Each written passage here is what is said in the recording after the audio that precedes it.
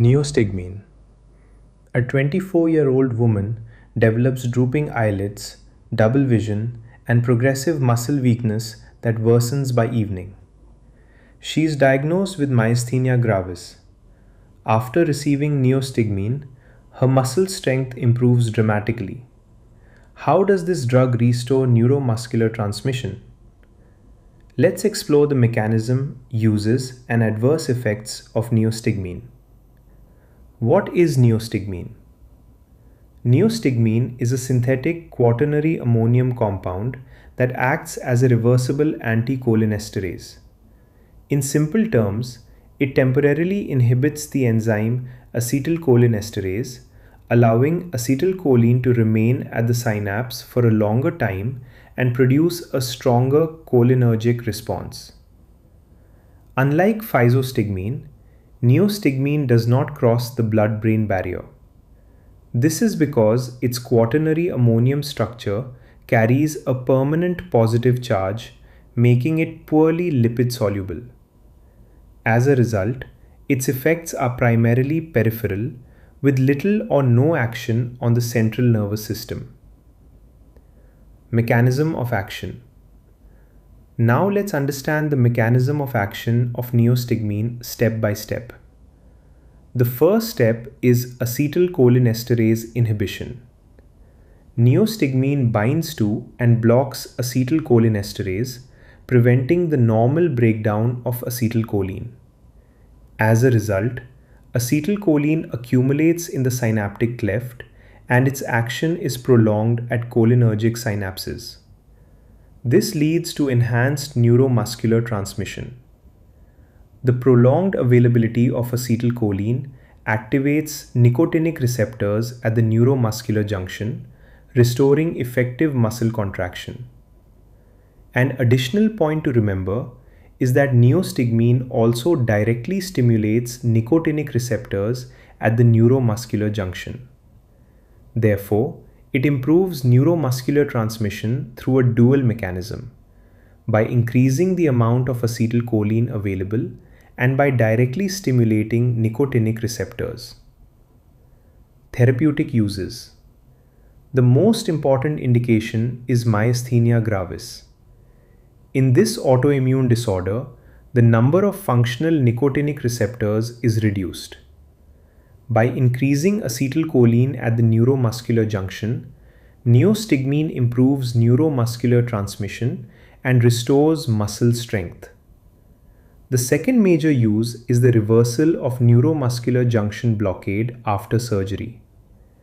It is administered to reverse the effects of non-depolarizing muscle relaxants such as vecuronium and pancuronium, allowing patients to regain normal muscle power and breathe spontaneously.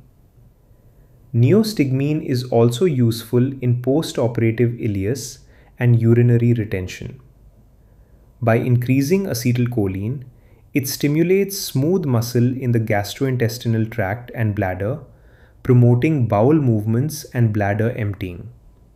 However, this should only be done when there is no mechanical obstruction, because forcing contractions against an obstruction may lead to serious complications. Finally, neostigmine has a role in Cobra snake bite. As an adjunct therapy, it helps counteract neurotoxic muscle paralysis produced by the venom, thereby improving neuromuscular transmission while definitive treatment with antivenom is being administered. Adverse effects. Since neostigmine increases the concentration of acetylcholine, its adverse effects can be divided into muscarinic effects and nicotinic effects, depending on the receptors being stimulated. Let's begin with the muscarinic effects. Increased stimulation of muscarinic receptors in the heart produces bradycardia. Stimulation of salivary glands causes increased salivation, while activation of bronchial smooth muscle can lead to bronchospasm, making the drug potentially hazardous in patients with asthma. Increased gastrointestinal motility and secretion result in diarrhea and abdominal cramps. Now let's look at the nicotinic effects, which occur at the neuromuscular junction.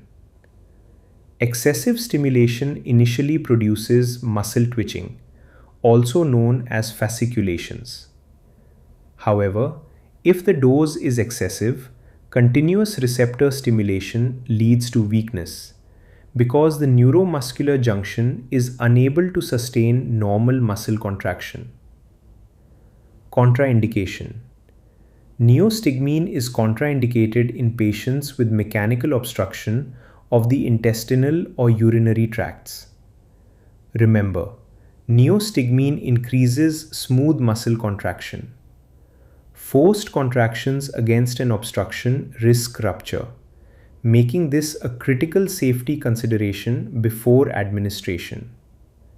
Therefore, before administering neostigmine, always exclude a mechanical obstruction.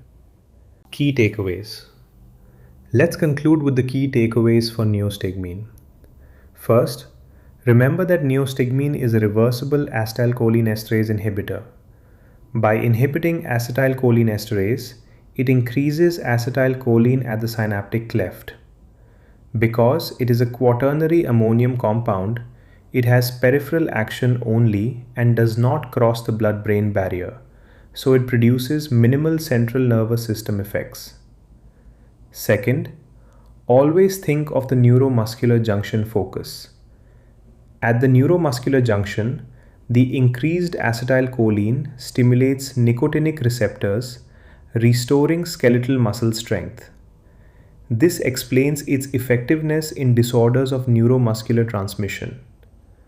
Third, remember its four major uses: myasthenia gravis, neuromuscular junction blockade reversal after surgery, postoperative ileus or urinary retention, and Cobra bite, where it may be useful in selected neurotoxic envenomation.